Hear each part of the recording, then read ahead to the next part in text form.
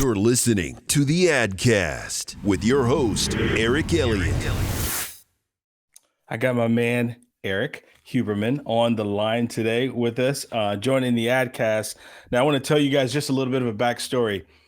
You know, the word Erik or the name Erik is actually for leader. You know that, right? Mm-hmm. So Erik the it's Red. so strong. It's so strong that the last time we were going to get together, we shut the power down in California, Erik. That's how damn strong it was, Exactly. man. So, but he's here today. I have Erik Huberman, the CEO of Hawke Media, who's on the line with us today. I'm impressed with this guy's story. I'll give you a little bit, and I want him to tell you the rest. Guy grew his company from less than 10 people up to 300 people, over 100 million in revenue. He's a founder of Hawke Media, also a partner with Hawke Ventures, operating partner with Arrowroot Capital, managing director at Nest Equity Partners. And I don't know how he sleeps. And he could be having a baby any day now, even during this episode right now, man. So, Erik, man, welcome to the show, my man. Welcome to the show. To me. Thank you. I know, man. So, man, Erik, you know, I did my best to kind of give you a little bit of an intro there, but I want you to go ahead and tell the people exactly who you are, what you do, and a little bit about Hawke Media, if that's okay with you, brother. Sure. Yeah. Background's e-commerce. Actually, a little rewind because I think it's relevant now. I graduated in 2008, went into real estate 1 week before Lehman Brothers went bankrupt. So worked in real estate for a year, made $350 that year living in LA, which for those that don't know isn't enough to pay rent. And so I did that for a year, realized it wasn't going anywhere. About 6 months in, started building my first online company, which was an online music business. It was basically think masterclass for the music business, targeting independent artists to learn how to make money doing what they're doing. Got some amazing record executives and people to be involved in it. Raised $1 million in 2009, built it, got it profitable after a couple of years, realized it was never going to be a massive business in that state. So I hired a CEO to take it over, and he ran it for another 3 years successfully while I spun out and then started a t-shirt subscription site called Swag of the Month, which was one of the first e-commerce subscription sites out there. Got a ton of press and notoriety from that, built that for a year and a half, sold it, joined an incubator called Science that had just launched a company called Dollar Shave Club, advised for that, as well as a bunch of their other portfolio companies, helped them launch an activewear brand that we sold a year later to Valley Total Fitness. And then started advising consulting for a bunch of companies, some big ones like Red Bull, Verizon, HP, as well as a lot of startups, and just found that the marketing ecosystem sucks. Like the 99% of agencies it's rough. 99% of agencies out there have no idea what they're doing. They're just selling snake oil. The few that are good, as soon as they get a little traction, go up market. They become expensive, want long contracts, high minimums. They ignore the little guy. They ignore the people that really need them. And so I thought that it was ridiculous. Like there had to be a way to create accessibility to great marketing, which became our mission statement. And the idea was, let's build something where we're the best at what we do in marketing, but we're easy to work with. Like, why is that so hard? Fast forward again, we started with 7 people, each with their own expertise. So like a Facebook marketer, an email marketer, a web designer, a fractional CMO, et cetera. And I went back to these brands and said, hey, everything's a la carte, month to month, cheaper than hiring in-house. But the idea is you can spin up what you need when you need it, ebb and flow as your needs change. And so that's how we started, and really sticking to that model. We've now grown to about 300 people. We've, grown over 4,000 brands at this point. And then from that, I don't sit still very well, as you kind of alluded to. So I see that, brother. Yeah. So we started investing a year in, and then after about 3 years of personally investing and doing angel investments, it was going really well. At the time, it was about 11x on my investments. And so we should do this out of a fund and write bigger checks. Did the first fund. We invested in Klaviyo, Postscript, Tapcart, like some of the biggest e-commerce solutions out there. And they did really well. And so recently closed our second fund. We raised 25 of 50 million so far, and I've been investing out of that this year. And then, it's a lot of like seeing where the problems are. So then next that was Hawke Ventures. We launched Hawke Capital, which is revenue financing, because we found that our clients, when we grow them really fast, a lot of times cash becomes tight because scaling costs money. And absolutely. Now we can give them cheaper loans than where we're out there putting it on a credit card and ridiculous things like that. So now we can just jump in and be like, here, don't worry about it. We can help you float this. So we built that. And then something we've wanted to build for 7 years, we soft launched a couple of weeks ago and haven't really announced yet, is called Hawke AI, Hawke.ai, which basically pulls in all your marketing data and then pulls in the marketing data from the industry. So we have about 10,000 companies running their data through it. And it allows you to benchmark your company against what's going on in the industry, as well as watch how your company is changing over time. Is your Facebook ads performing?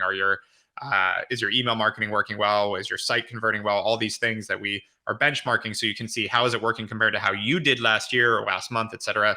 But also how is it working against the other companies in your industry and creating insights. So that's Hawke AI, and that's been our most recent expansion that we're excited about.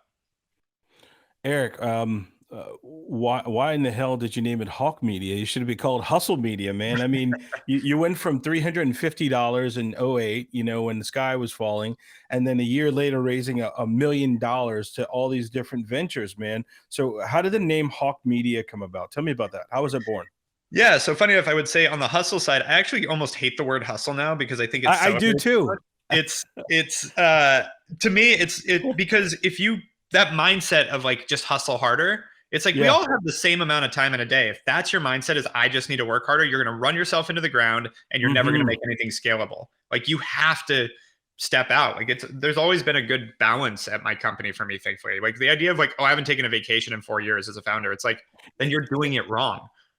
Like you should take a vacation. My favorite line for this, and one of my favorite, and I'll answer your question in a sec, but one of my favorite things that a founder did, a guy named Bob Glazer built an agency and sold it. He actually would pay his people to take a week off. He'd pay them, I think it was like $500 to take a week off. And his thought there was, not only should they take a vacation, like they got as much vacation as they wanted, but he was like, I will pay you for 1 week. Like, meaning like not pay your paycheck, I will add a bonus, but you can't answer email, you can't answer your phone. And it's like, as a boss, like really, why? His thesis was, if I can make everyone do that, that means that they have to make themselves redundant. They can't, no one will be a critical point of failure, because they have to take the vacation. They have to check out, which means they have to pass their stuff off. So then the business is sustainable and scalable because everybody knows how to pass off their work. It's like, wow, that's actually fascinating. For him, it cost him $500 a head a year, and it was a worthwhile, expenditure for it. Gosh, I had this conversation with Chris Do. We were talking about, the hustle mentality, hustle culture. And I'll be honest with you, Eric, we've years and years ago, I had that mindset, oh, I'm going to work everybody, out of the building. But what good was a tired Eric to anyone at all? I wasn't good to my company. I wasn't good to my family. Well, I wasn't good at all. Just because I said, I want to hustle. Limit, and it would just be like, if you run yourself to the limit, then when shit hits the fan, which it always does in business, like it's going to happen, you have no more limit. You're already there. And so you can't, this is where you get burnout. This is where you get the big problems, is like you work your ass off to grow it, and then something hits you. You're already grinding too much. You can't grind more. Like you can't work harder. So you've already hit your limit. And so, yeah, it's always crazy. So to answer your question, named it Hawke Media because two things. One, it was originally going to be called Growth Hacker Group. It was when Growth Hacker was this was 2013 when I was naming it. That was a popular term that I thought I could capture. And a friend gave me great advice, which is like, Walmart will never sign a contract that says hacker on it. Like, keep it simple, man. Don't get cute with it. Just keep it a simple name. I'm like, yeah, fair. And when I was 7, a Native American chief in my hometown of Ojai, a Chumash chief, told me that red-tailed hawks were my spirit animal, basically, and that they are always watching over me.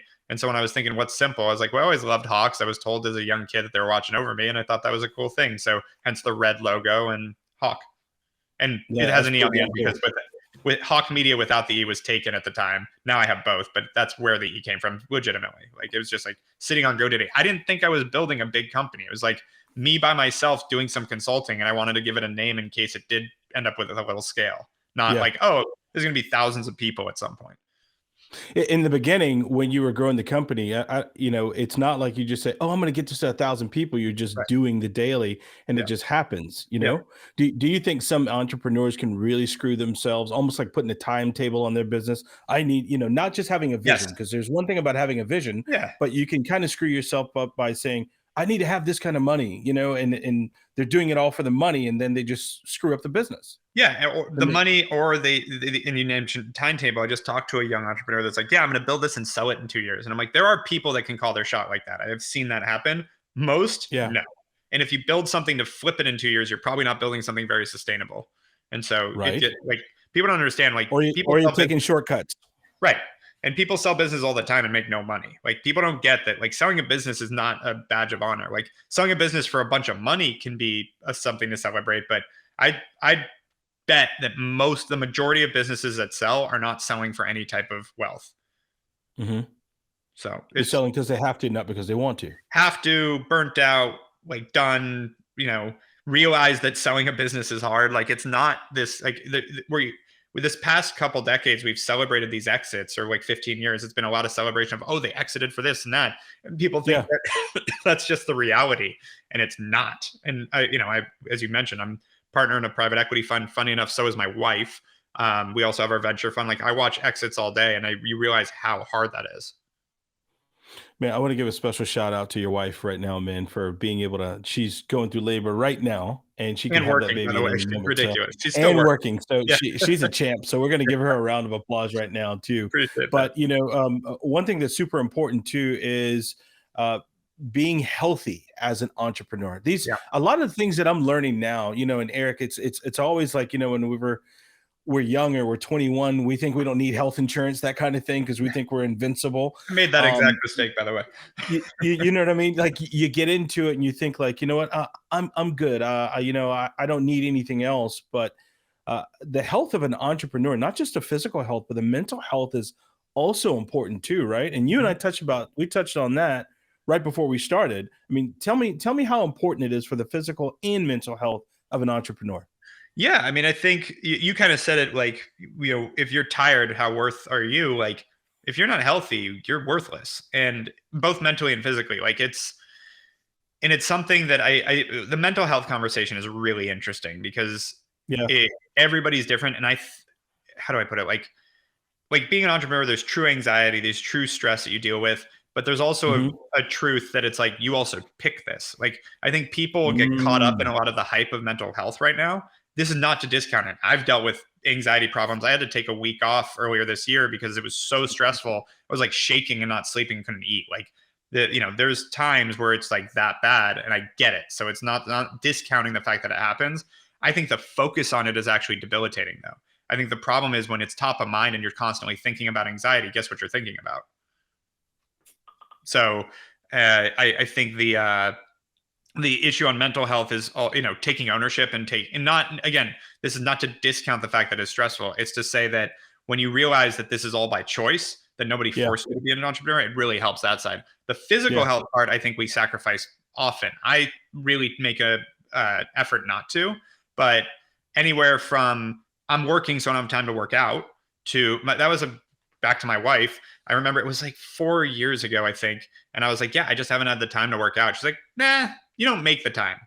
You're just not prioritizing the time. I'm like, change that vernacular. She's like, you could work out. You just have to sacrifice something else. And you're saying it's not worth that sacrifice. You have the time. It's your choice. It's like, that is super fair. And frankly, from then on, I was pretty consistent about my fitness side of things because it was like, I'm making the time. Like, this is absolutely a priority. If I get sick or can't, longevity is where wealth is created. Like, yeah, people get lucky and, spike and boom, they make a bunch of money by 30 or 40. Most people that make wealth, it's because they stuck with it for a long time and kept working and kept grinding and got through the hard parts. Like, that's real wealth is mostly created. And so keeping yourself healthy is important. And the other thing is, like, you're on the road, you're traveling around, you're running around, you don't have time. So you start eating shit food. Like, all these things that we do as entrepreneurs, that's like hard to avoid, that it takes a lot of willpower and attention not to keep your workouts going, to keep eating healthy while you're running through. Because it's like, how many things can you fucking juggle and think about at the same time? And so you're dealing with so many things on your business, you sacrifice a lot of personal stuff. It's a very standard thing to do. And it's, at the end of the day, what are you going to regret more? Not making a little extra money, and while you're sitting there with whether it's diabetes or cancer or something that you can get from some of the shit we do to ourselves, or so it's been something very real to me. And like, now I joined the board of a fitness company that's basically personal training virtually. So it allows people to be flexible with it, called workout.com. That's the first O, so WRKOUT. I've been now a customer also for like a little over a year. And it's the consistency, like things like that I'm like, these are the things that like entrepreneurs need, that people need, that are running around like this. And there's a way to do it. And again, it goes back to the sort of enemy of the hustle culture. Like, you got to take time for every one of this. Take breaks, take time to go do your own thing, balance your work. And, part of the benefit of being an entrepreneur is you get to run it in the sense of control, make it run how you want it to run. build the thing you want to run. Self-sustainability is more important than anything else you're focused on. Keeping yourself interested, that's where you're going to make money, or you're going to make money, frankly. Like, because if you, again, that like good example is you can burn yourself out, then you're just not going to do anything. You're not going to be worth this. You're going to freak out. You're going to make bad decisions. You're going to get into protectionism, like all these things that happen when you don't take care of yourself. I think another thing too, and all these things I can't even talk about unless I just be truthful and just say, shit, I was guilty of a lot of it too, is like when you have that hustle mentality, hustle culture mindset, you actually you take it out on your people too, because then you always think like, well, they're not working as hard as I am. Well, shit, you might not be giving them enough to do. By the way. They also never will. Just true.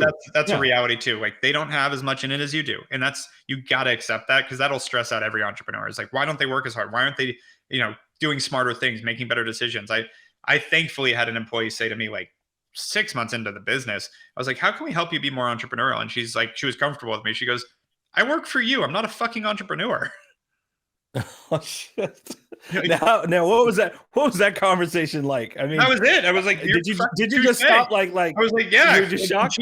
To be clear, she was an executive at the company for 6 years. Like, that wasn't the end of her tenure. That was the very beginning. And she was just like, what are you talking about? Like, if I was an entrepreneur, why would I be sitting here? You give me a paycheck. Like, I'm not an entrepreneur. Because I was trying to figure out, like, how can I hire people that are just going to go run their area of the business and I don't have to deal with it? It's like, that's just not going to fucking happen. That is not a reality. Sounds pleasant. Doesn't exist. We'll be right back with more of the Adcast after a word from our sponsor. I'm Kenny Harrell with the Joy Law Firm, and I would highly recommend Craft Creative. We've worked with Craft over the years. These guys are always prepared. They're always creative, and I always feel like they've got our best interests at heart with the work that they do. I mean, it's just been a consistent, outstanding product, really from day one. So if you're thinking about it, just as I tell you to just call Joy, I tell you to just call Craft, because you will not be disappointed.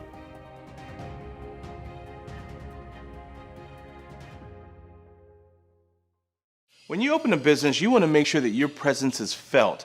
Not just having your name on a billboard or having your name on the front of your building. You truthfully have to let everyone know that you're in business. So just because you go get your business license, that doesn't mean that the whole market's going to come running to you for your services. There's probably millions of you out there. So what are you doing to be loud and be noticed? You got to make your presence present. You deserve a very important place.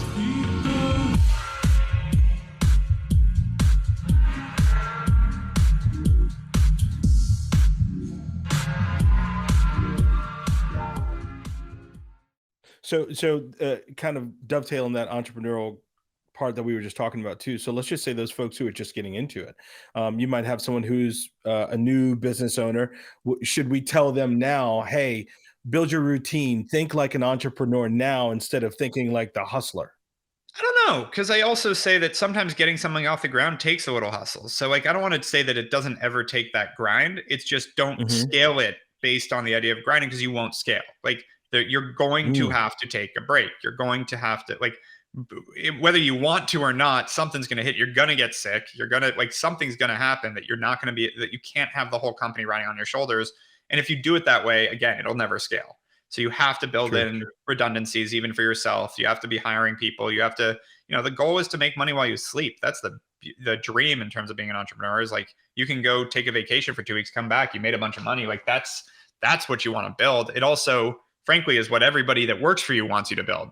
They don't want to have to rely on you for the business to stand up. They want to be able to keep doing their thing, make their money. And, you've built a framework. And that's how I think of it, is like, I built this framework that people can work within. And now, we really set it up so that people kind of make the money based on how much they want to work and what they want to put into it. Great point. I think the issue with a lot of entrepreneurs or companies is that they're running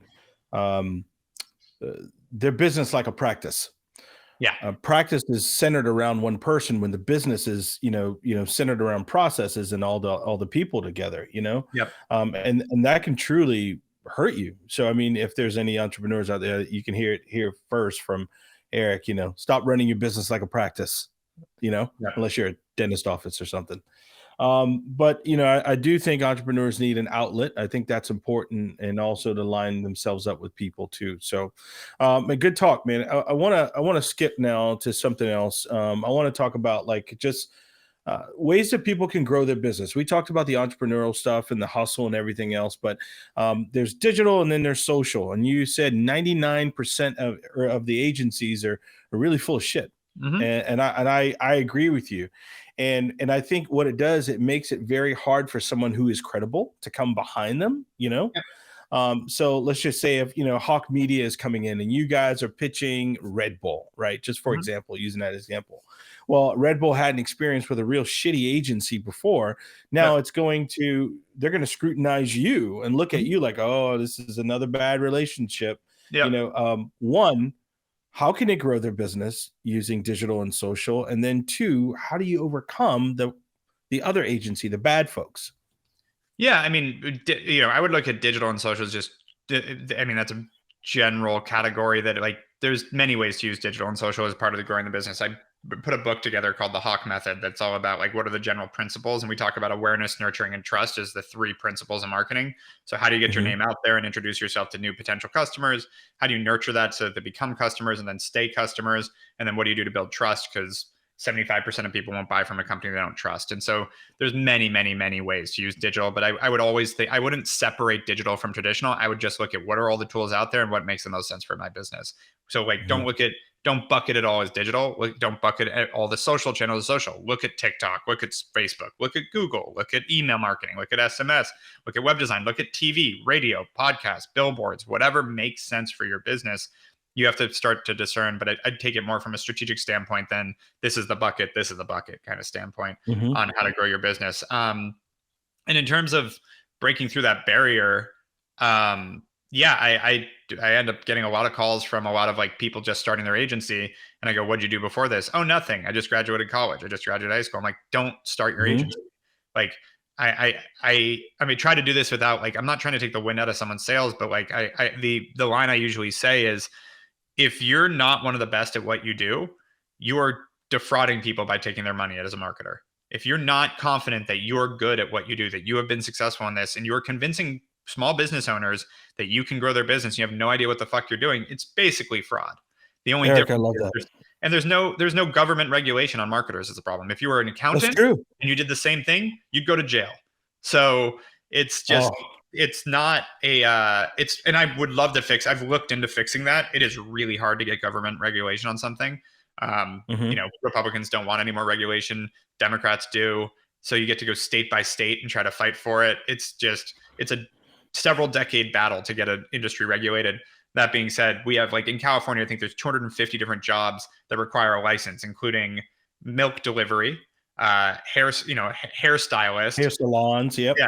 All that you need a license, but I manage hundreds of millions of dollars in other people's money. I don't need anything. It's fucking absurd, but it's who wants to take on the fight is the problem. So anyways, what that does is it creates this opening where anyone, imagine, and even like haircut, like, do I care do you ever check the background of the person cutting your hair? I don't. I mean, I guess some people really care, but like, I'll walk into any. It's usually a recommendation or a referral. This guy did great for me, or whatever. And then you go. For me, I just like, what's the nearest hair salon? I'll just go there. Like, and now since COVID, I do it myself, which doesn't say much, but I'm not saying it's great.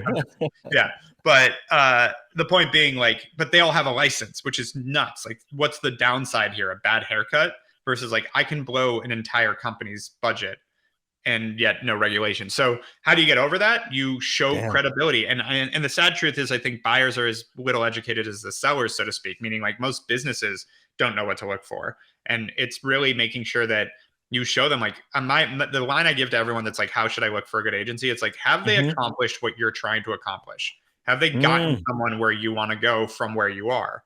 Like, don't be the guinea pig ever. Like, and I say that as someone like, don't get me wrong, I had to get people to be my guinea pig. Now we don't, but like my real guinea pig was myself. I built 3 companies online, this worked. Now I'm going to go do it for other people. And, some of the bigger agencies in LA started like one guy I know, he was a huge affiliate marketer that did really well in that and then started doing it for other people and then started adding services. Like you have to have a background in it to build a company around it. It's, you don't want to, like, if you have no experience and you're going like, oh yeah, I can do this, which is, this industry does it more than any industry I've seen because it attracts that type of person, attracts self-promoters, marketers, that kind of thing. And the idea of fake it till you make it, there's some validity to that in some senses, but if you're burning people's cash and running through businesses and screwing them over while you're doing it, that's not right. And so No, not that's cool. the part is Not like, cool. but then let me go the other way. If you have credibility, you have background, you know what you're doing, success will come. Like, it's not that hard. If you're good at marketing, you'll get a They'll find you. reputation. Yeah, exactly. You'll get like, and they'll how find big you you. want to go, then you have to learn how to run a business. But to make enough money to live a great life, if you're a good marketer, you'll be fine. Yeah, it just seems like everyone is, and I respect, those who go out on their own. But I mean, you make a great point that I never thought about. If you weren't the best at what you did at that point in time, don't go out and try and say like, oh, I'm great at this, because you are messing around with other people's money in their business. But behind those businesses, there are employees that actually depend on that company's livelihood, and you can screw that up. Yep, So I mean, exactly. that's something that's really good, though. I mean, so now saying that, I mean, give me off the top of your head, give me 2 or 3 things that you think these people that are looking to hire an agency, what should they look for? One, you said, are they doing it for themselves and have a track record? Give me 3 things that they should look for. These are Erik's bullet points. Have they done what you're trying to accomplish? Like, super simple. Talk to me, show me what you've done. And I'd check references, because again, there's a lot of bullshit. I would actually find out like, okay, like, and it's a pain in the ass to the agency, to be clear, but it's something you should do. I would definitely talk to, current and former clients. I would ask why they lost, what was the last client they lost and why. That's always a good thing to understand. Because there's a line in Mad Men that like the first day you sign a client, it's the first day you start losing it. Like, by nature, you're gonna lose clients. Like, no agency keeps their clients forever. I've heard agencies say like, we have 100% client retention. No, they don't. They're now full of shit, or it's their dad's company and that's the only company that they work with. Like, you lose. Like, we have companies shift, companies change, new people come in. Like, it's all part of it. You lose clients at some point if you've done it long enough. If you've been in business 6 months, then yeah, sure, no, you haven't lost any clients. That's great. Right. Trying to think what else I would. You got 100. You got 100% retention rate. When did you start? Yesterday? Yeah, exactly. Yeah, that's a common. That's the only way. And what are you hiring the agency for? Because my favorite is people that want to scale their business and hire boutique growth agencies. And I'm like, oh, good. So your thesis is you're going to hire an agency that doesn't know how to grow their own business to grow yours. Like, to me, that's always been that's a really interesting strategy. They don't know how to grow a business for shit, but you're going to have them grow yours like that. But creative boutique is fine. Like, if you just want someone's creative mind and you like their style, like they're about being creative. That's sometimes, for branding agencies that are boutiques fine, big's fine. Like, that's where I would just find the one that's doing the work you like. But on the growth side, I see the biggest challenge is when these companies go and hire like a 5-person growth agency or a 10-person growth agency, where you're like, apparently they're really good at growing. Like, I think we got to 10 people within like 3 months of business. So how long have they been around?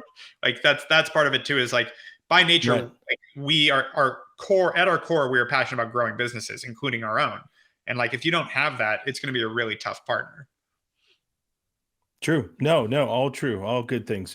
You first, we were talking about, the digital media and social media and how we shouldn't put them all in buckets and see every, social media outlet like TikTok, Facebook, YouTube as something different. Now, one thing that I've always kind of, said in talks at all is that you should look at those as different platforms. So don't run your same ad on TikTok that you're going to do on Facebook, because the audience is different. Let's go into that a little bit. And do you have to educate people on that a lot? Like, treat those audiences like they are in different settings, Yeah, no, 100%. And it usually that's pretty intuitive, but you need to create different content for different platforms, for sure. People digest it differently. Like, and frankly, the platforms change too, what people are looking for.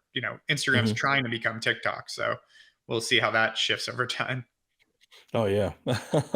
Now, talk to me about, like, there's the big brands, mom and pop stores, businesses looking to leverage paid advertising and grow their customer base. You've done this for some brands, like you said, Red Bull. You did Alibaba, I think Verizon, and some of these other folks. What's the Hawke approach when you come in and you look at some of these brands? So give them an insight on how you do it. Yeah, I mean, I think most people think that the first step is advertising and then go from there, and that's a fallacy. And that's the problem. Is like, so there's a couple of things that and again, wrote a whole book on this. So as I mentioned, it's awareness, nurturing, and trust are the three pillars, and you have to have all three. It's like a tripod. If you kick one leg out, your whole thing collapses. And so, yeah, you can advertise, which is create awareness, but if you're not nurturing that potential customer, it's not going to pencil. You're competing. Like people forget that like it's all a bidding system with advertising. You're competing with everyone else and whoever will spend the most money on that ad. And the problem they're trying to sell ad space at the highest premium they can. And so if you're not doing all the things that it takes to convert that and make as much money as possible off that, you're going to lose. You're going to not be able to keep up. You're not going to be able to do it profitably. Right. That's really important to remember. So, and the other piece that the number one thing I see marketers miss these days, literally the number one, is the idea of a purchase cycle or consideration period. We're all so caught up in these fucking spreadsheets that people forget that it takes time for someone to buy something. Not like, so when you look at your ad spend for today and your revenue for today, that is not a window into fucking anything. Like that revenue could have been someone that saw your ad months ago. And so tracking that pipeline and that time is an aspect that almost no dashboard talks about. Google Analytics doesn't talk about. Like your purchase cycle is such a critical part of your business and nobody looks at it. And so why this is important is, this is a good example. I see this a lot. We can't scale Facebook because every time we spend more money, our ROAS goes down. I hate the fucking term ROAS too. I think it immediately tells me that it's an amateur running that marketing spend. And so what that means is, so let's say I'm spending $1,000 a month on advertising.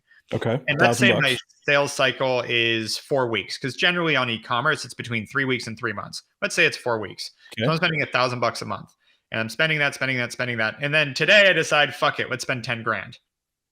I spend $10,000 today. My sales cycle is average 4 weeks, which means 4 weeks from now, I can start to get an idea of the half-life of how much money did I make off that 10 grand.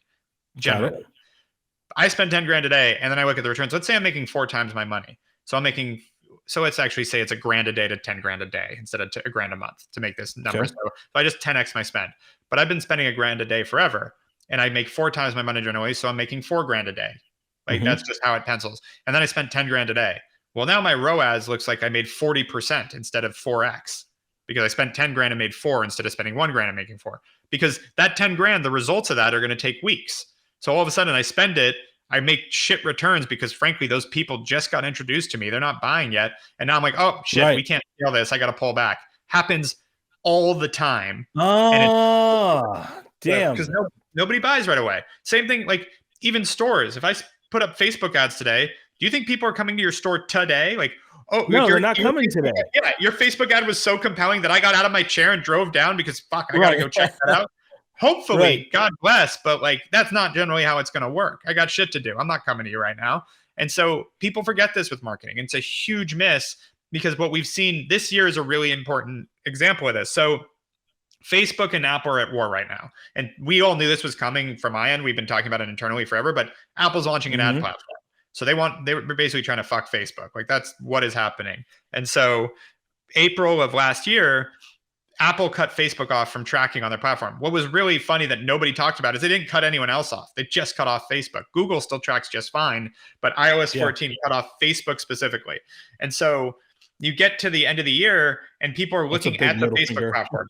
And here's what happened on Facebook. Facebook now can't track your data. So it used to track a 28-day window of who clicked your ads and who bought over 28 days, which again, is at least a decent window into that sales cycle. You can get an idea of how things are playing out over a month. Now it's 7 days, but it's not real numbers because Apple doesn't let them track it. So it's almost based on an algorithm. So it's not actually really tracking your purchases. And it's also giving you a 7-day window instead of a 28-day window. So all the numbers look worse. How almost everyone took this. Oh, our Facebook ads are performing worse. We got to pull off Facebook. Yes. Here's the irony of it. Here is the absolute irony of it. Because if you log into your ad account, that's the first thing they tell you. Like, hey, we got to make some changes and some settings so that you can be able to track your shit, right? Which I don't even know. I don't know why Facebook isn't being more vocal about this. But the problem isn't, like, all that changed was tracking. It's not like people stopped buying off Facebook ads because Apple changed a tracking methodology. So do you really think your ads went through the floor? Or do you think it's just maybe tracking wrong? The answer is it is tracking wrong. So what's funny about this is so many people don't think about that. They just take this spreadsheet and go, Facebook says I'm broken, so I'm broken, which to their credit, it's ridiculous that Facebook is underreporting its own performance, but it is. And so now you have so many people pulled off their advertising that all of a sudden this year, the average Shopify site is down about 15% in revenue. And I would actually point to Facebook ads as probably is one of the biggest drivers of that. That combined with the fact that last year was still COVID and a little bit of an anomaly, but the combination went from people probably wouldn't just wouldn't grow as much this year to literally are shrinking because they all went, pull our Facebook ads back. We saw it as an agency, like pull our Facebook ads back. We're like, hold on. Yep. Took us a few months, frankly, to get our messaging down and build better tracking tools. One of the reasons we launched our own software platform. It's like, this is not broken. Your Facebook ads are performing great. You're just tracking it wrong. And it's like, that's the issue. The biggest issue in marketing right now is people looking at spreadsheets and not understanding them. And they just look at these numbers. And so again, on our end, we've built a lot of custom reporting to be like, no, this is how you have to look at it. They got the paralysis from the analysis, pretty much is what it is. I actually wouldn't say paralysis. They're making decisions on wrong data. They're not paralyzed. They're just like, oh, that says bad. Okay, it's bad. Do you think, like you said, Facebook's not saying anything else? It's because, I mean, shit, not only just the software and data, but Apple makes a damn phone. So you don't want to piss off the people who make probably the number one phones in the world, right? Sure. I don't know. It's maybe that's it. I also think it makes, like, if Facebook starts saying our whole business has been crippled because Apple made a simple decision, that also looks pretty bad on Facebook. So, it seems like an antitrust problem in a nutshell, but we'll see how that goes.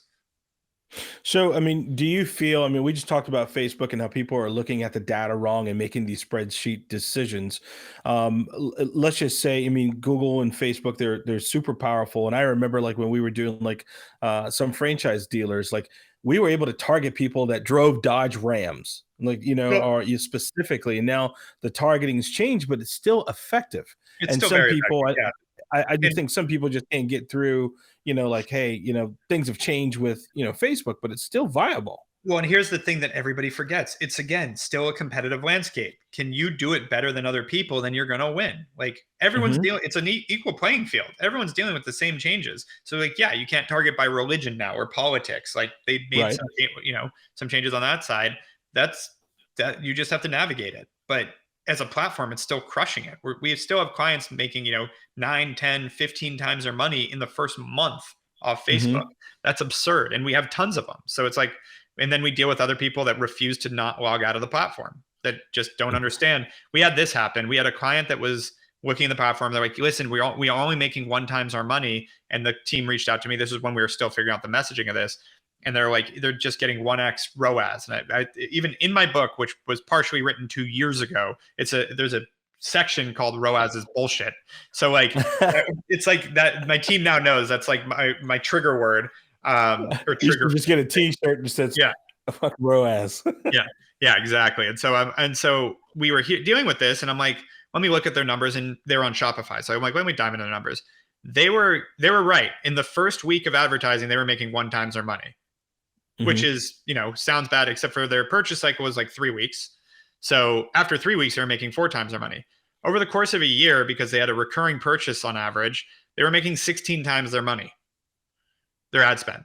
16 times. I'm like, damn, that is really, really, really, really, like, you should be spending way more. What are you doing? Like, and we see that all the time. But again, these people, anyone can be a marketer. Most people don't understand this. And the problem is marketing is a huge confluence of creative meets data and math, and most people don't have both. And so we get a lot of creative people in marketing that really don't understand numbers. And when they're looking at the data, they're like, I don't know. It says that I'm doing bad, so I guess I'm doing bad. So. Oh man, damn. What about, like, when we all thought, like, remember the core demo for everything? Because, like, when I started out years ago, it was on radio and in a traditional world back then. And we used to make fun of the newspapers when I was in television. We made fun of the newspapers when they started selling spots on their websites. And little did they know they'd be doing the same damn thing later. But everything was just a core 2554 demo, right? On every bit of targeting. Yep. Do you think, like, some brands and some businesses, they still don't know their audience? Oh, yeah. I still talk to multi-billion-dollar brands that don't own any first-party data. It's, again, you would be shocked that things that new businesses like a bootstrapped smaller business has to run so well to stay in business that they do a lot of things right. You get into some of these bigger companies and they're resting on their laurels. Like they've been in business so long, they've got so much brand, they've got so much. Like I have literally, I know I can't say who, but there is a very well-known multi-billion-dollar company that everyone on here would know that I have talked to for years and still have not had a chance to work with because they internally changed their team and strategy like every 6 months. They never execute anything, and they still do not have an email marketing strategy. This is a consumer company that has no emails of any of their customers, and they are a legacy company, been around forever. And I'm like, and every time I talk to them, I'm like, what's that? A consumer company with no email marketing at all. And it's just like I'm just looking at them like, you're just literally burning billions, like actually losing billions of dollars in opportunity cost, but they can't help themselves. Because it's such a bureaucracy that they're just stuck in their own way. The first party data alone is gold. 100%. I mean, there's so much found money there, and they just won't do it. And they call me with these little side initiatives of like, oh, well, we did this instead, and hey, we're working on this project. I'm like, what about this big thing we've been talking about? I think it's been like 5 years I've been talking to this company, maybe 6. That it's just like, and the team, we've had a team on it regularly, like, because every time they call, we're like, yeah, we'll see if we can work together. And then it's like, oh, we changed our mind, like they can't make a decision, et cetera. So we literally talked to them ongoing for like 6 years and never been able to kick off anything with them because they just consistently change their strategy and haven't been. And it's a great company, by the way. It's a successful company. That we're not talking about actual failure. We're talking about opportunity cost. They could be so much greater and bigger, and they're just not doing it. Are there some companies out there that you're fans of that just do a great job? I mean, it doesn't have to be somebody you're working with, but you can say like, like, hey, Amazon does a freaking great job, or are there some companies that just impress you with how they market and why? Yeah, I mean, I'd say it's moments. It's it's things that I like.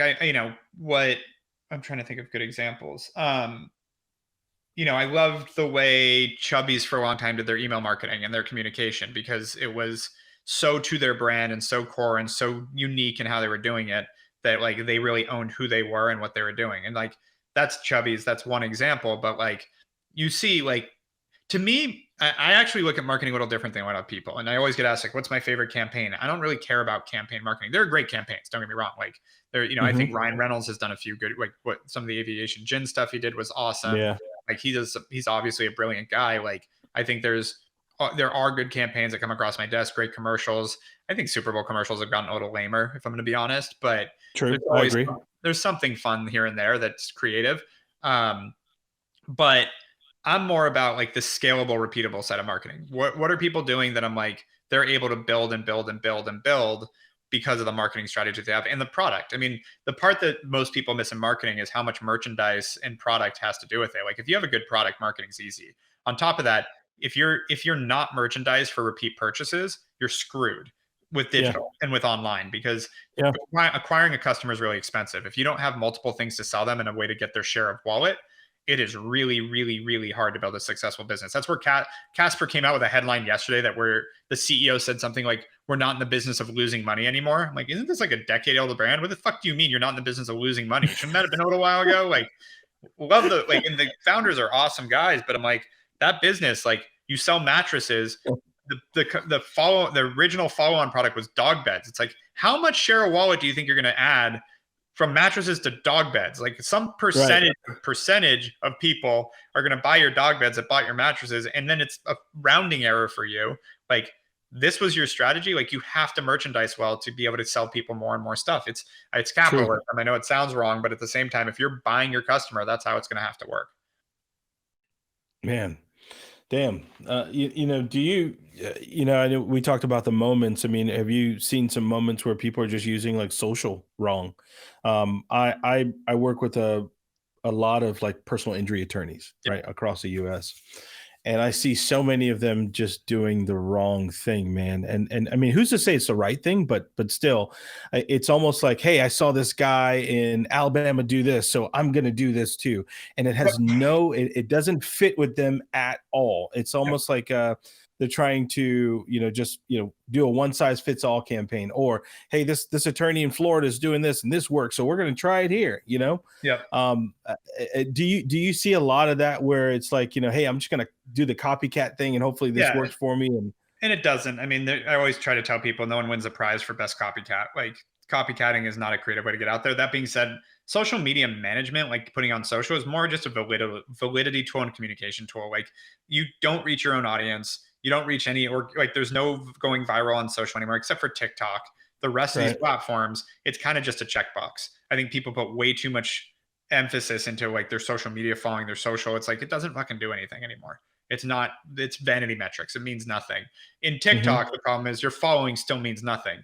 Creating great content can go viral, but TikTok is based on more of an interest graph than a social graph, meaning when you post a video and you have a bunch of followers, it doesn't show it to your followers. It shows it to anyone they think would be interested in that video, regardless of your followers. So your followers almost mean nothing. Then again, a vanity metric. I went completely viral on TikTok. I posted a video in December that in a couple days now it has, I think, just under 70 million views.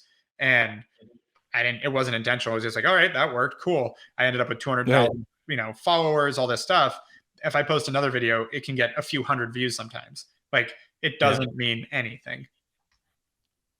I see. I think people actually, you're right. It is a vanity to the point where, I mean, I've seen some people like less than a year ago, they had 10,000 followers and now they got a million. I mean, like, how the fuck do you grow them that fast?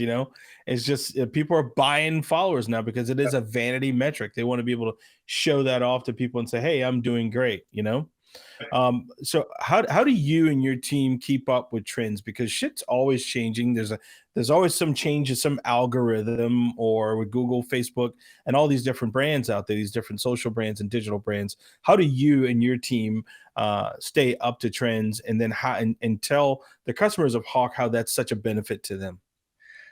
Yeah, it's two things. One, there's a risk in marketing, which is chasing the shiny object. Like, you don't want to chase every trend, and I watch, some of my most I would say, like, most hustle oriented, hardest working friends that are least successful are the ones that chase every fucking shiny object. They're in Canada one day, they're in, NFTs the next, they're in whatever the AI, VR, whatever the next buzzword is, that's what they're getting into. Now it's psilocybin. It legitimately, I watch all of them. It's just whoop, and they all do this thing and chase these trends. Those are literally the least successful people. Same thing happens in marketing. I watch these marketers that are like, I'm trying to think like what would be the next thing right now that NFTs are probably the current marketing thing. Yep. They're okay. Everyone did them. Like, that's not really driving much business for people. It's a thing. It's a tool. Fine. But the people that go all in on that and ignore all the stuff that's working are the people that get screwed. Generally, like, this is a good example. Like, the two best performing marketing channels have been the same for a decade: Facebook and Google. But like, that's a decade. You don't need, everyone says marketing changes all the time. It's like, yeah, in some ways, but like, it's not that crazy. And if you find yourself frantic about chasing whatever is happening, you're doing it wrong. You want scalable, repeatable. So that, I'd say, is first part is like the assumption that it's always changing. You got to stay on top of trends. Like, that can actually drive negative results. So you have to really stick to a discipline there. On top of that, though, managed marketing for 600 brands. We have 10,000 brands marketing data in our Hawke AI system. We have all this insight. We can see what's working and not. So instead of, reading the next headline about whatever some random journalist thought was going to be the next big thing, we know what's happening. We can see trends. We can see ourselves. And we're actually working on doing trend reports going forward using this data. But we have our own trends. We've had them for a long time. We have all the data, so we can see, is this taking off? Is this thing really catching on? Is this becoming a problem? Where are the issues in our businesses? We have 600 companies actively we're running marketing for. We have a pretty good visibility into what's going on. We also just tested correlation with a bunch of publicly traded companies on our data, and the correlation's really high. So we know that we actually do have a good read on what's going on in the market. Man, that's awesome, Erik. That's awesome. Now, we were talking earlier about the vanity metrics and people with social and wanting likes and followers and everything else, and virility and all that other good stuff too. One thing that people have to understand, a lot of brands have to understand, I think some of the bigger brands, the Nikes of the world, they get it, and there is such a thing as a big small business. I've seen some 200, 50, $60 million companies that just don't get it, where they don't understand that you have to pay to play when it comes to social. Your organic is just not going to do it. Let's talk about that part, Erik. Sure. Well, and that's a good example of something that changed. Like there was a period where you could go viral on these channels and you could just, organically grow your followings and post good content, get good people to follow you, get people to talk about you. And you could Mm-hmm. have an organic following. A lot of big brands these days built from that, Revolve clothing, things like that. Mm-hmm. Now it doesn't work. It's just, you got to find the next thing. And that goes back to what you're talking about with these different law firms chasing what the other guy's doing. Like what worked a year ago also does change. So that's the important thing, is it's not necessarily all about the new technology, the newest category of marketing, but Mm-hmm. these individual platforms, the strategies change, just like Facebook changed a year and a half ago, where it's like, you can't track through Facebook anymore. Before that, it was easy. Now you've got to be a little more disciplined about how you look at data. Yeah, I mean, a lot of things change. I mean, like you can put in certain words, and now hell, they'll disapprove your ad at a one time before you could run it. Yep. So how you talked about nurturing marketing campaigns too? Let's talk about that, because some folks, like you said, use the example of that one company where they had all this data. They were a consumer company, didn't use it, but then we talked about how important nurturing your current people are, or people who are interested into you, especially if your buying cycle is a little longer than 28 days. Yeah. Let's talk about nurturing campaigns and Yeah. how important that is. Yeah, I mean, it's basically, again, assuming someone, let's say your average customer takes a month to buy something from you. You have Mm-hmm. two options. You either show them an ad and then wait a month and hope that they buy, or you do something about it during that period. You send them other reasons to buy. You continue to nurture them. So, I like using email marketing for this, SMS. If you're more of a B2B business, reach Mm-hmm. out and talk to them. Salespeople understand this intuitively, generally, hopefully. Good salespeople do. But on marketing is just a one-to-many sales channel. And so it's doing the same kind of tactics of like staying in touch, pinging them, staying on top of it to help them, offering other value propositions and other reasons to buy, so that during that period you can accelerate that purchase cycle as well as create a higher conversion rate. And that's it. It's, figuring out all the tools you have at your disposal to do exactly that. Mm-hmm. And then I have. post-purchase, bringing them back, because we talked about, you have to have the merchandising or the offering to allow people to come back and hire you again, but then doing things to bring those people back in. One thing I want to dive into, and you and I talked about this beforehand too, about having those right people around you, because truthfully, I mean, you can be an awesome entrepreneur, smartest guy in the room, but your business won't do shit unless you get the right people with you. Yep. Hiring has changed. Since COVID, and some companies were they were virtual before, and then you have some more companies who are becoming more virtual now. Does that make hiring more difficult now, or is it better because you're in California, but you can have someone in Canada who's actually doing stellar work for you? I mean, how has that changed for you and some of the other businesses and brands you work with? Yeah, it's like everything. It's a trade-off. We can hire people all over, which frankly, I would say people in LA are jaded to the idea of like some of the stuff we do. Like, yeah, we work with cool brands and we do work with a lot of celebrities and things like that. Like if you're in LA, that's nothing special. For the rest of the world, it's really exciting. And so we found that there's a lot of people that are now stoked to be working for us because of all the cool stuff they get to do that are not in LA. And there's a little bit of that. And so we've seen benefits there, but frankly, managing a remote team has a lot of challenges too. Like the world's now open again, and you don't have people that are you're dealing with people that you're not telling them to come to the office from 9 to 6 or whatever your hours are, and so you're asking people to be disciplined on their own to doing their work, which you don't want to micromanage them and be a babysitter. At the same time, not everybody's that disciplined, and so we know that there's people on our team that have, had a free hour here and there throughout the day, and they're going to go watch Netflix and they're going to go do this, and they're not going to go grind for more.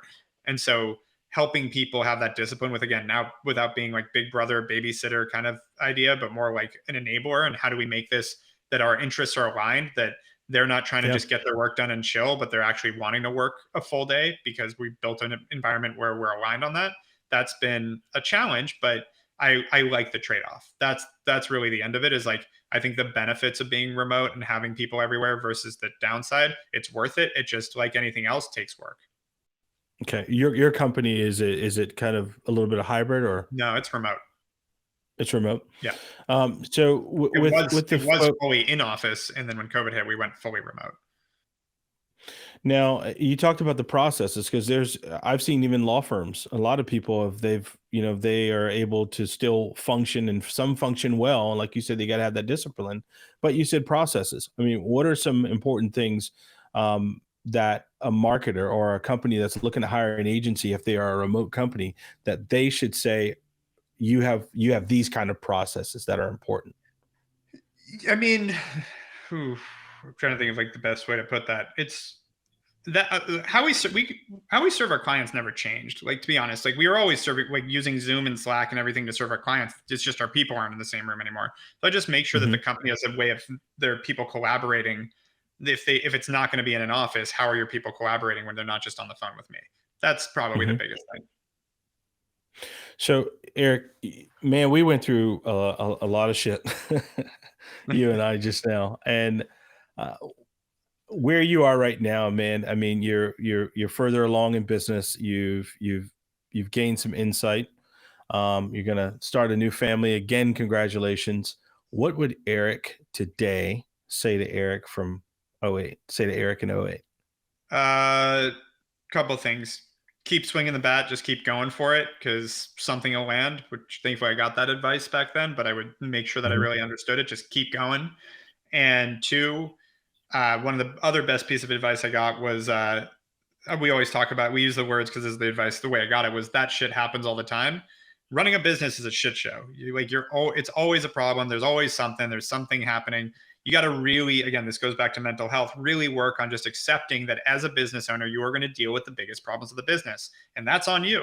And that's what you signed up for. No one forced you to be an entrepreneur. And that's not the part of this that I'm worried about. The other part is just like, so that know that things are going to come up. There's never going to be a steady state. That's not how business 100%. works. It doesn't 100%. exist. So the point is, if you accept that, if you know that, when it happens, you're expecting it, it's not that big a deal. Like, oh, another shit show? Okay, what are we gonna do about it? Like, you can kind of distance yourself from it emotionally, which is super important, because if every time your business takes a hit, you get hit emotionally and personally, you're gonna drive yourself fucking crazy. And like, 100%. Not saying it's always easy to do, but you got it. Like, that is a muscle to keep training and keep working on, because that makes it way more fun to do. Is there a campaign, Erik, that you're like super proud of? Like, I did that. We did that. Is there a campaign that you can recall? And then, as mentioned, it's not really campaign. It's that it's every time we've been able to take a business from nothing to hundreds of millions, billions of dollars. Like, that to me is like, I look at, we have founders that we've worked with that like literally became millionaires and billionaires because from working with us. I'm not saying we were everything at all, to be clear, but as their marketing partner, we were able to fill that hole for them with a great product and a great team on their end, that we were able to grow this business. And it's happened enough times that it's like, and I don't really have an issue with like, what do you call it? Imposter syndrome. Like, I am confident in my work, but that doesn't mean that when I get a note from a client or I see success, and I'm not like, another, great feather in the cap, and another, like, that's where I get my enjoyment, is watching that. Has there ever been a campaign that you were not so proud of? Like, man, we really screwed that up. We could have done it better. Usually it's not it's not a campaign. It's an asset. It's like, ooh, that website, we should have built this a little better, or like that. It happens once in a while, but we have a ton of Q&A on our end. So like, generally it doesn't, but once in a while we'll see like, a deliverable on the design side or something. I'm like, that objectively is not what it should be. Like, it's hard when it's subjective, but on the advertising side, we generally follow best practices and work with what we got. And so and they generally work. And so like, when it's not, it's usually, I have to explain this to clients all the time. If they're not getting good performance out of Facebook ads, a lot of times the problem isn't Facebook or the ad, it's the product. Like, hard truth to realize, but it's people don't want your shit. Wow. There's a line that you had. It says, an entrepreneur's journey is shaped by overcoming failure, financial, organization, and even personal stuff. Explain that for me. Yeah. I mean, to me, it goes back to what I said, that shit happens all the time. You're going to fail. And failure to me is the wrong term, because failure to me is like, it's failure if the story stops there. And I think that's part of the issue. I've come to realization this year, I don't care what the government says, we're in a recession this year, especially when it comes to marketing and e-commerce and all that. Yep. And I watch agencies are going out of business like crazy. I'm watching agencies close their doors constantly. You know why they're closing their doors? Not because of a recession, because the founder gave up. for one reason or another. You hit the wall. It's okay. That's not a judgment. Sometimes it's time to give up. It's like, you don't want to do this anymore. And again, this is the choice. You don't have to grind it through. To close your doors, go do something else. It might not be worth it to you. So you see that with most companies when they fail. It's not failure because there was just no option and it was done and like there's no battling it. It's because someone gave up. Because there's always you can get underwater so much it just doesn't make sense. You still make the decision to shut down. You know what I mean? Like, meaning underwater, like maybe you took out loans and debt, and you're like, you've got $100 million in loans and you'll never pay them off. Like, why would you keep doing that? I agree with the decision. You still gave up, and that's okay. Again, I don't think that that's necessarily bad. I just think it's a really important thing to realize that is when you see failure, it's when you ended the story there. That was it. That failed because you stopped. It might have been the right decision, but that is why that failed. So same thing. So again, going through your entrepreneurial journey, you're going to have fuck ups. You're going to have mistakes. You're going to have challenges, COVID, war, recession, things are going to hit you. Totally beyond your control. Yep, man. Exactly. Eric, man, this is good. I'm going to wrap this up with the lightning round here. And in that lightning round, I always ask our fellow marketers, they can give me their insights on certain mediums today. Like, for example, I'll ask you about radio and what are your thoughts about radio today? Cool. Yep. You let me know when you're ready, man. Yeah, let's go. Let's do it. What are your thoughts on radio today? Radio, I actually don't know the current stats. In general, it had been working pretty well, but I think radio, you need to bucket it in with podcasting and other types of audio. I think audio in general is really interesting because obviously podcasts are really popular right now. Same thing with radio. The idea is not everybody wants to be staring at something all the time, and it's media that you can digest without staring at it. So I really like it. I think there's a lot of compelling stuff. We're building out an audio side of our business. It's been a really good piece of the business. And I see it as a great advertising channel because it's underutilized, but really powerful. Not everybody wants to be staring at stuff. So I think there's a lot there, but I don't know the current stats of listeners on radio specifically. Newspaper advertising. That thing I think is tough. I mean, I think there's hopefully it's cheap enough right now that it makes sense. And the one thing I'd say is it's a cool way to build trust. There's just like a little bit of inherent credibility of being in the newspaper that if you're like a local business, there's something about it, but I don't think that's going to drive that much. It depends on your customer too. There's still old school people reading newspapers, and yeah. Great point. Broadcast television. The rates have come down again. It's all rate driven. You can do some really inexpensive. The cool thing about television is you can hit someone for 30 seconds, which you don't get with digital generally. When they're basically passively watching TV. If you're watching broadcast television, commercials are just part of the experience. And so usually people are passively watching, they're sitting there, you hit them with a commercial, they get 30 seconds to sell them. There's a lot you can do there. And it's a very cheap cost per impression usually compared to digital. So it can be very compelling, but it really, the numbers matter. Outdoor, like billboards. Yeah, we've seen a lot of success with them. It builds a lot of credibility. They do work. People pay attention to them. It's got to be the right product that makes sense to be on a billboard, but we've actually seen it work for a lot of clients. We've done it a lot. And good creative as well. Good creative and exactly. good placement as well. Yeah, that's kind of a given with all of this, has to be good creative. Now we talked about advertising, social media, advertising on Facebook, Instagram, TikTok. Uh-huh. I would say all of the above. They're different platforms. Again, TikTok still has a ways to go to build out its advertising algorithm. But when it does, it'll be, I think, the most powerful digital advertising platform because people, the way they're using it, they're used to seeing random videos over and over again. So throwing in an ad is seamless, as seamless as it could be. Facebook and Instagram work great because everyone using it are bored and just looking for things to do. So it is a good time to serve them an ad, but it looks like an ad. With TikTok, if you create an ad that more looks like the content they're digesting on TikTok, it can work really well to be compelling. The one thing I haven't seen yet, it's actually performing really well, but I think they need to get people more used to clicking off platform, which isn't quite as intuitive on TikTok yet. But I think it's going to happen. They're going to end up crushing it, and they're already doing pretty well. You know, Eric, you and I, we could probably go on and on and on, man. But I want to thank you for being an amazing guest, and shout out again to your wife, man, and on the birth of your baby girl coming in. To all of our listeners out there, I want to thank them for actually giving us their most valuable asset, which is their time. And thank you again, Eric, our guest. Eric, tell people exactly how to find you, Hawke Media, where to follow you. What's next? What stage are you going to be on? What's happening, brother? Yeah, no, super easy. You can go to hawkemedia.com. We give free marketing audits for anyone. So if anyone needs help, we're happy to do that. Obviously, we have Hawke AI now. So feel free to check out hawke.ai. That's been a really powerful tool. And then for me, it's just @Erik Huberman on any social channel. Awesome.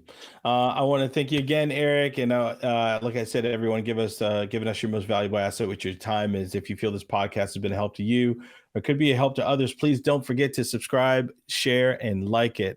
Again, thank you, Erik. You crushed it, man. This is the Adcast. Hey guys, I'm back. I hope that you enjoyed that episode of the Adcast. If you didn't, go online, give me a review, and tell me how you want us to make it better for you. And if you did, give us a 5-star rating anywhere that you listen to your favorite podcast. But I want to thank you for your most valuable asset. That's your time, and thank you for listening. Enjoy the Adcast, and stay tuned for another hot episode coming up soon.